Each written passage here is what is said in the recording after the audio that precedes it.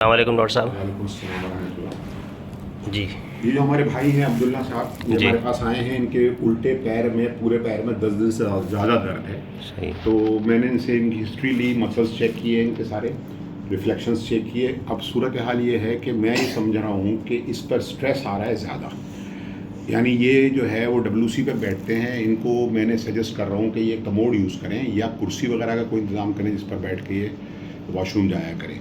وجہ یہ ہے کہ ہماری جو ریڑھ کی ہڈی ہوتی ہے، میں عام سمجھانے کے لیے کہ عام آدمی کو عام زبان میں سمجھا رہا ہوں، ریڑھ کی جو ہڈی ہے وہاں ہماری پوری بڑی وائرنگ آ رہی ہے نیچے تک دماغ سے، اور پھر وہاں سے 2 تاریں نکلتی ہیں جس کو ہم شیاٹک نرو کہتے ہیں، وہ ہماری دونوں ٹانگوں میں جاتی ہے، ایک رائٹ سائڈ سے ایک لیفٹ سائڈ سے، ریڑھ کی ہڈی میں سے، اور وہ دونوں ٹانگوں میں 2 کام کرتی ہے۔ ایک کام تو یہ کرتی ہے کہ وہ دونوں ٹانگوں کو پاور دیتی ہے، صحیح ہے، ٹھیک ہے، کہ ہمیں کتنا کام کرنا ہے، کتنا زور لگانا ہے، کتنی تیز چلنا ہے، کتنا ہلکا چلنا ہے، دماغ ہمیں بتاتا ہے اور وہ اس حساب سے پیر اس کو فالو کرتے ہیں۔ دوسرا یہ کہ ہمیں انفارمیشن دیتی ہے وہ کہ ہمارے مثال کے طور پہ یہاں گھوپ اندھیرا ہو جائے اور میرے پیر میں کوئی چیز چیونٹی کاٹے یا مچھر کاٹے تو میری آنکھ نہیں دیکھ رہی لیکن میرا ہاتھ اس جگہ جا کے ٹھک سے لگتا ہے یوں کر کے، میں اس کو پسلتا ہوں اس جگہ کو۔ وجہ کیا ہے کہ کیسے پتہ چلا مجھے؟ اس تار کے ذریعے سے پتہ چلتا ہے۔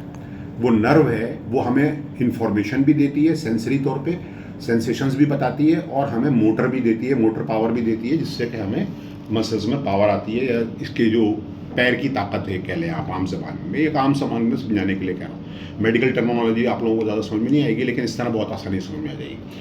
اب صورتحال یہ ہے کہ ہمیں کم سے کم اسٹریس ڈالنا ہے اس پیر پہ اور کمر پہ۔ جب یہ WC پہ بیٹھتے ہیں تو پیچھے تو کوئی سہارا ہوتا نہیں ہے، جیسے ابھی کرسی پہ بیٹھے ہوئے تو پورے سہارے سے ہے نا، تو اس وقت تو نرو کے اوپر لوڈ نہیں آ رہا، لیکن جب ہم وہاں بیٹھتے ہیں تو ہماری وہ نفس جو ہے وہ اس پہ لوڈ آتا ہے اور ریڑھ کی ہڈی میں سے وہ کھنچتی ہے، جس کی وجہ سے یہ پرابلم آنے کا خطرہ ہوتا ہے کہ ہمیں شیاٹک ہو سکتا ہے۔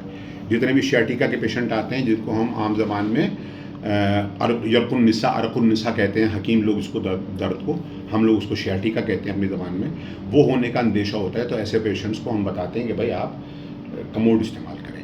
باقی یہ ہے کہ اس کے لیے انشاءاللہ دوا کرتے ہیں کچھ، اور احتیاط سب سے جو جڑ کی بات تھی وہ یہی تھی کہ یہ اگر یہ کریں گے تو پھر آئندہ فیوچر میں، اچھا ویسے بھی ان کی جو ٹانگیں ہیں کچھ کسی وجہ سے، میں نے اس کی ہسٹری نہیں لی کب ہوا کیا ہوا، لیکن اس کی وجہ سے پہلے سے یہ اور سب CP چائلڈ ہے۔ اچھا ٹھیک ہے۔ تو اب یہ کہ جیسے جیسے ایج بڑھ رہی ہے نا تو پھر ہماری کمزوریاں تو اور بڑھتی ہیں نا ایج کے حساب سے۔ اب یہ ہے کہ یہ اس کی وجہ سے یہ پین وغیرہ ہو رہا ہے کیونکہ ایک ہی ٹانگ میں ہو رہا ہے۔ اگر یہ پورے جسم میں ہو رہا ہوتا تو پھر ہم کچھ اور سوچتے، کچھ اور بات، میڈیکلی اس کی کوئی اور ریزن نکلتا۔ ٹھیک ہے، جزاک اللہ۔